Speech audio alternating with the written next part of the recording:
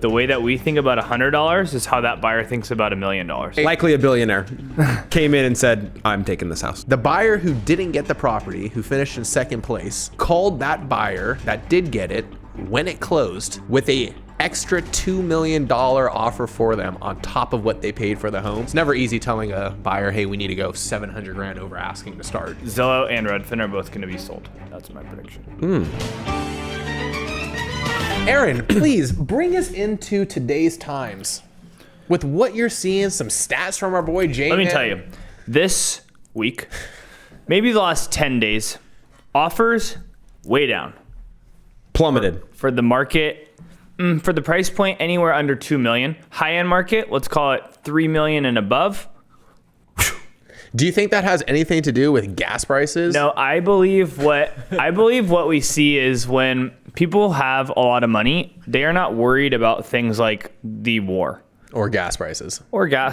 I mean, because they probably drive a Tesla. I mean, respectfully, They need solar. Silicon Valley is such an isolated Bubble. place. Yeah, I mean, people have just made money here for so long that, like, okay, what's the difference between 5 million and 5.5 million? If you want the house, buy the house, you know? So We talked about that on the podcast a while ago. Like, you get students from Stanford who are literally walking out of school and making $1 million in startup, being funded by these companies out here. In a very rare area does that happen. You don't find school education to be able to provide that income instantaneously. all of us went to school with someone, high school, with someone who we thought was like a meh human being. Whoa.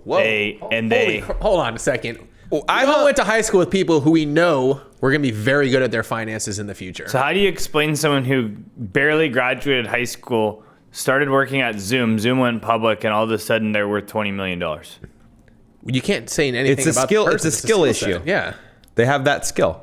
Okay, my bad. I won't talk. I don't. Can this go on the air? That story. We can cut anything. All right. Speaking of living in a bubble, Ben and I heard a story today from another agent about the unique buyer pool that we have in our valley. Yeah, Go right ahead. here in Los Gatos, in Monte Sereno. A property recently sold in Monte Sereno.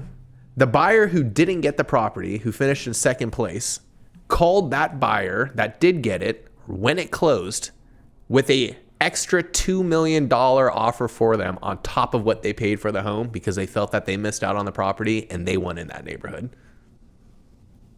So imagine closing on a home and then you walking back up to that buyer's agent who got it for you and said, we'll cancel anyway.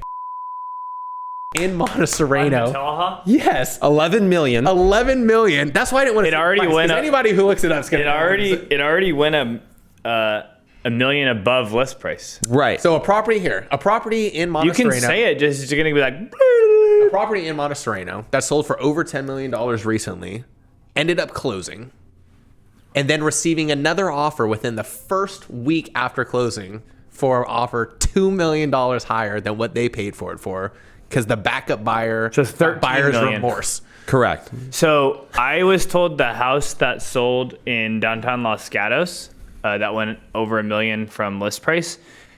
The buyer of that, someone said something along the lines of the way that we think about $100 is how that buyer thinks about $1 million. They just wanted it.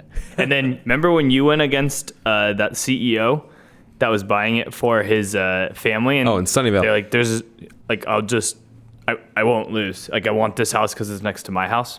Yeah, he was the co-founder. Don't say it. Of a major corporation around here. Yeah. the cliche- likely a billionaire came in and said, "I'm taking this house." So the cliche location. But you know what I feel like? I feel like the high-end market has, like, that FU mentality has really shifted recently to become further south. Like, we would hear these stories in Atherton, Palo Alto, Los Altos Hills. I didn't hear them as much as I do now in, like, Los Gatos, Saratoga. But now you're starting to see some people, you know, Push their weight around. I was going to say whip their Jeez. Yeah, the buyer mentality in Los Gatos has definitely shifted. I have seen, I feel like, a larger pool of buyers in Los Gatos with children. So I don't know if they find this to be a more social and connected community. if you compare it to a Los Altos or Palo Alto, a little more spread out over there. I would say people are more kept to themselves. Younger, community involvement. Hey, Los Gatos, yeah. I read something about Los Gatos recently. Okay. It was voted the most racist town What? in Santa Clara County. What do you think about that? I can disagree. confirm. From 2 Los Gatos residents.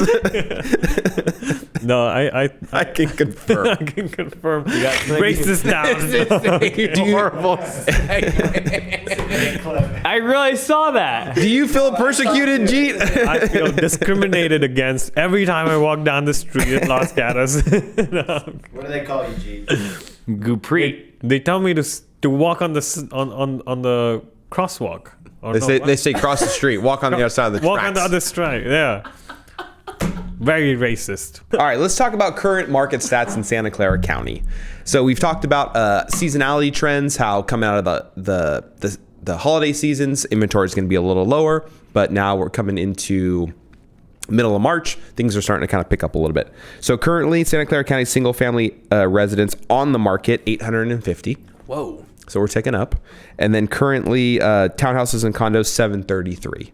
Okay. So I think from a couple weeks ago, townhouses and condos have kind of stayed a little stagnant, and then we see single family houses kind of ramping up, flirting towards that 1,000 house mark. So positive for What are we anyone. going to get up to this year? 1,200?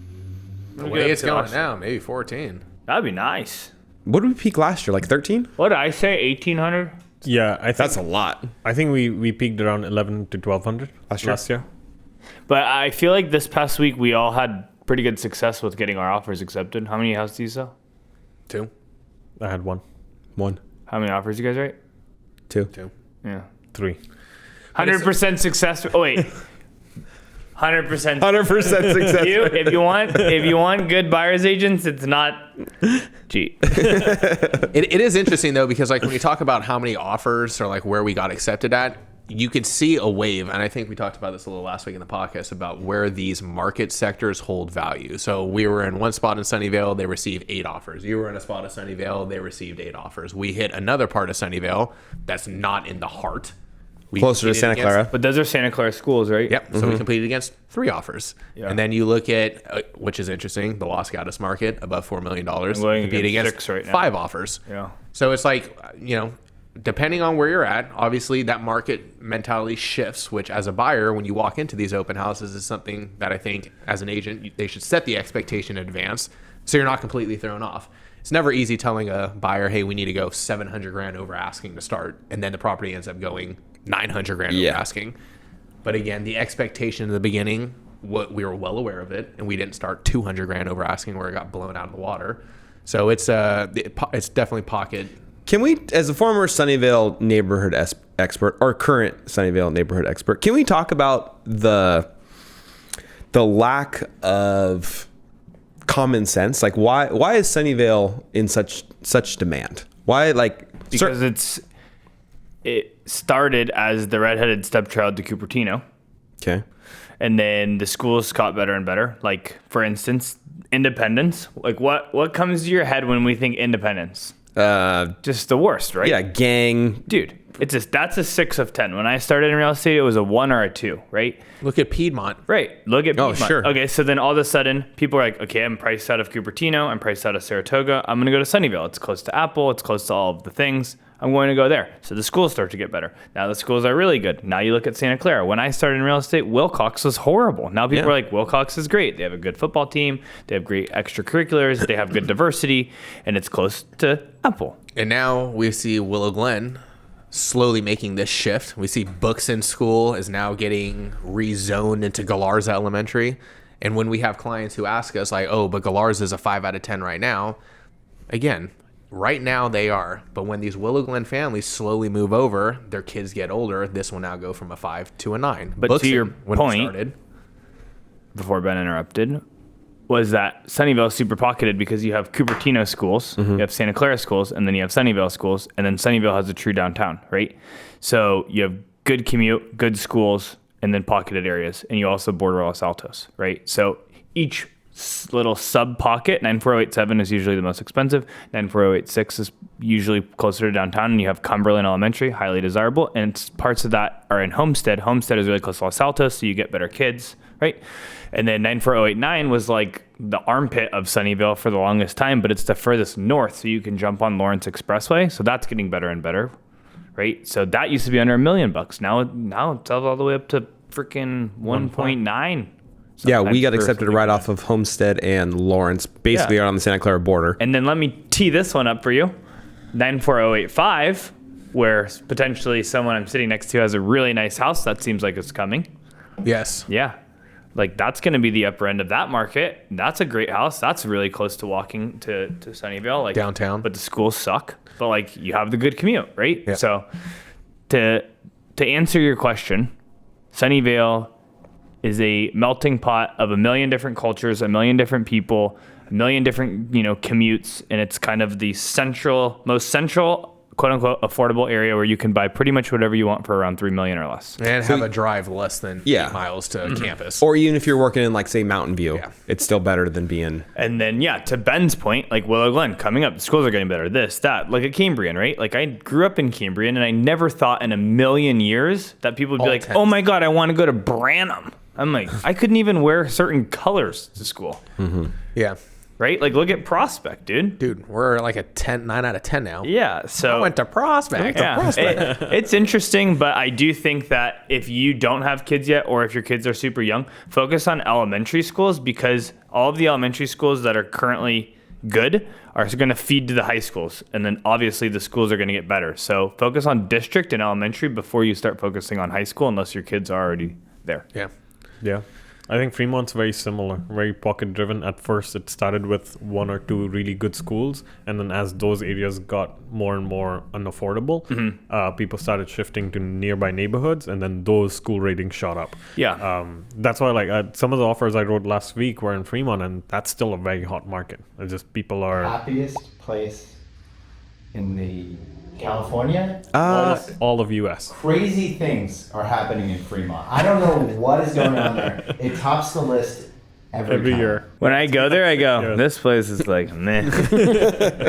They don't, actually something I appreciate is that San Jose has that tree ordinance that's kind of annoying. But, dude, when you go to like Fremont, not in the hills, No trees. No trees. Yeah. And I'm just like, Yeah.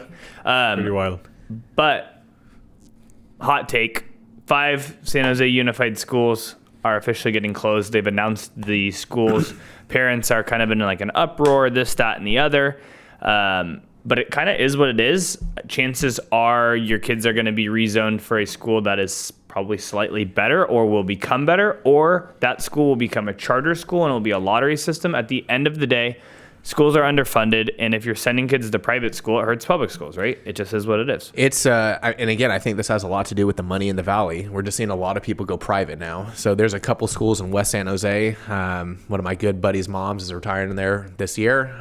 When she started, they had close to 900 people enrolled in the school. Next year, they will be lucky to have 400 people enrolled.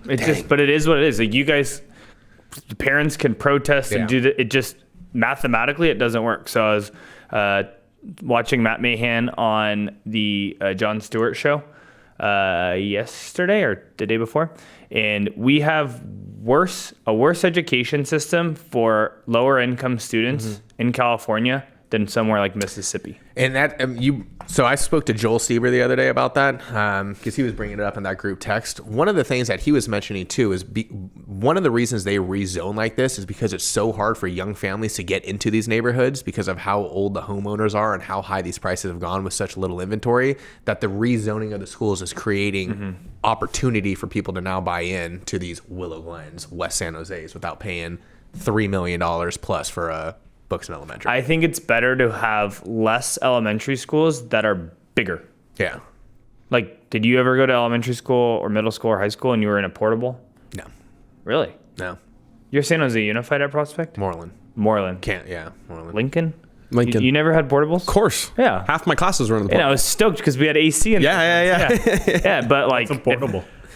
Like think of like a manufacturer. Like Oh, I see. like no, like a construction area. How they sometimes have those like off-site square like like an office. office. rectangle. Like when Yeah. you walk to a Yeah, so we would go to class in those. Yeah, we had Jacob, you know what I'm talking about. Yeah, portable. You're like, like oh, 6 we're of in the them portable. in a row. It's like you've done it twice. you're like class number 63. You're like, where's that? Oh, the portable. Yeah, behind the tennis courts. yeah. It's always by the Always by the tennis court. baseball field. That's funny. Hey, I gotta leave early. I gotta go to the portables. Oh my god, I can't believe. I never really thought about that till now. Meanwhile, Jeet's in Dubai, like, oh, this is great. We're on a 78th floor overlooking Atlantis. No, they put the dumb people in the portables. Like the AP students got the nice classrooms, but if you were like lower tier, like Aaron and I, you got Hey. Yeah, I had, like, chill. beginning- if you're getting C's, they put you in the portables. Did it have a porta potty or? No, you had to hold it, Jeep. No bathroom. Yeah, that wasn't. Yeah, no, you're walking. You're walking. What? Here's a fun. But here's do a you good agree one. with that? Bigger schools, less of them. Bigger schools, less of them? Like, Yeah. why does everyone want to walk to the elementary school? Is that like? Well, back then, I feel like growing up, there were so many kids in my neighborhood. Yeah, like same. so many kids in my neighborhood. The people who I went to school with, like everyone was tighter, more connected. Now, dude, my parents would get lucky to get 30 people over there to just trick or treat during Halloween. Yeah, but Like, if you now think it's- about it, like every one of our clients that have bought pretty much in the last 5 years, for the most part, has kids.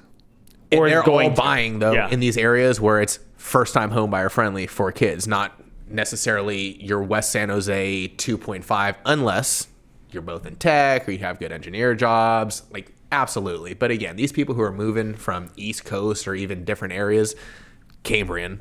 But there's nothing to make it advantageous for these old timers to want to move. Like they want to go, but they just get crushed. Crushed. They have no like income besides maybe like Social Security or what their savings were, and all of the money is tied up in their house. And they're like, oh yeah, if you sell for $3-4 million, oh yeah, here you're gonna have this big fat tax bill. Yeah, it's a double-edged sword. Yeah. So I don't know. Matt Mahan, back to the basics. There's a lot of things broken in this government.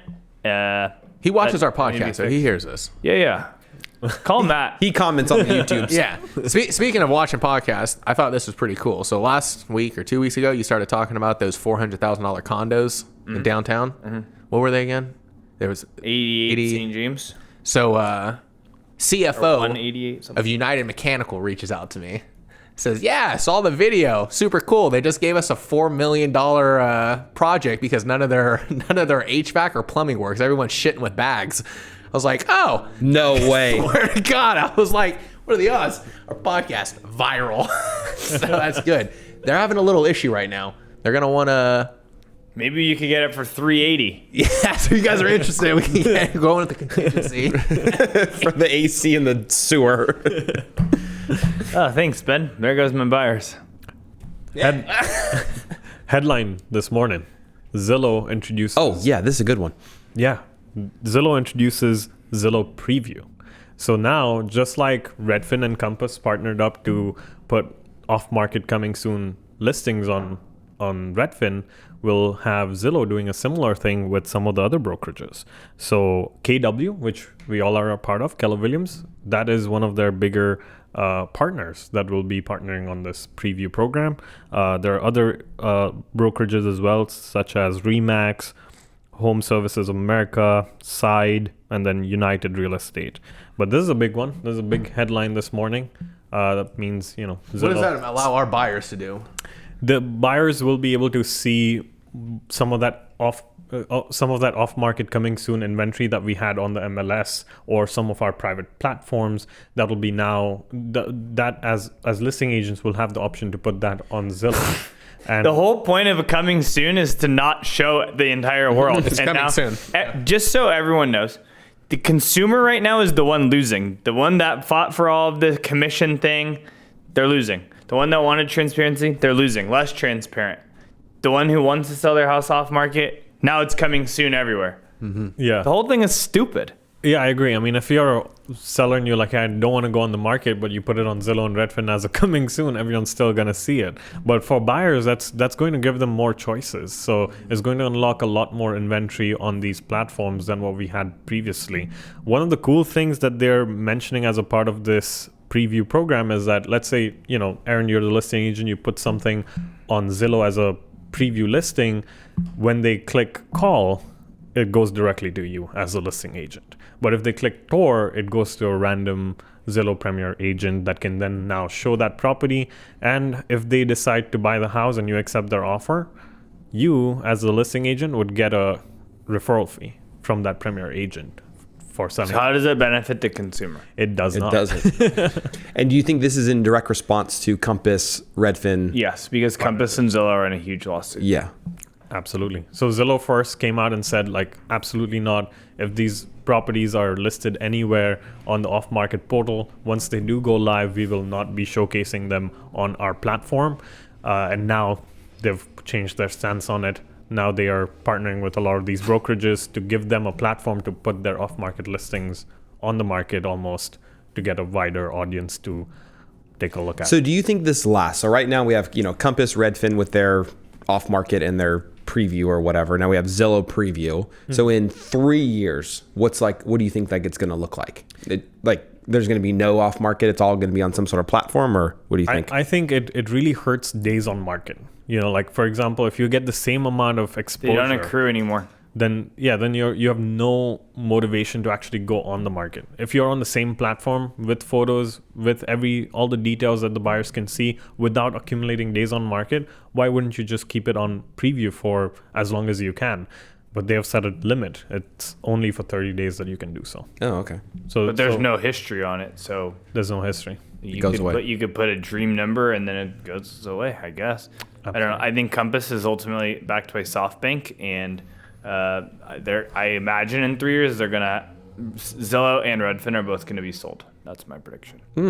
Yep. I believe that they are big enough to basically get rid of one of the companies. It's like Pepsi and Coke, Zillow and Redfin, and they will both be gone, and you will no longer know about housing unless you are working with a Compass agent. That's my prediction. So Or Keller Williams. Compass? No, we're dead. Compass partner with Redfin, which is a number 4 platform in terms of number. But it's number one here. It's the number 1 in our valley. Yeah. But all over the US, it's number 4, and Zillow is actually number 1. They have the most number of users that go on an everyday platform, most active users in all of the US. Is Realtor.com up there? Realtor.com, I think, is less than 4. Homes.com is saying they're up there. I think Homes.com is second. Who's is Compass 3? Compass.com? No, Redfin is 4th. So Redfin. Compass is way under. So who are the top 4? Zillow, Homes.com, I think Realtor.com, and Redfin. Can you look it up? That's crazy. Meantime? I got something new coming to the area. You guys have probably all heard about this. Best Buy in Santana Row officially closing down. yeah. What's coming? Should be in the mid-March. A gym called Lifestyle is coming. Oh yeah. Which is going to be an a Equinox. It's what they're calling it, and they're going to have Pilates, yoga, a gym, children learning centers. They're calling it a exclusive, like semi-private country club. So it's going to be for the high end. Mark, it's going to be more luxury. Memberships. But seeing that come into Santana Row, I mean, what do you guys think that does to that market, housing market around the area? Like, are people? Santana Row think it attracts. condos. Yeah, I think it helps. But Santana Row condos haven't. I don't know. Have you ever? I've never even showed one. I sold one last year. Remember, Oh, you it did? took a while. It was the townhome. Yeah. but it was on the sound wall of the. I don't think I No, like no, I've never- like on the strip though in Santana. Oh, we Row. rent the ones that them are out. like Yeah. apartments, or the ones Like that are they're really good rentals, but yeah. they never really go for sale. And I've never had a client be like, I want to live or buy above Santana Row. Yeah. Yeah, same. Have you? No. But now that the whole like, It's a rare subset of people that live there. But Yeah. I like it. I mean, the people who come to But they- Santana Row go for the boutique shopping, What's right? what's the gym they have now?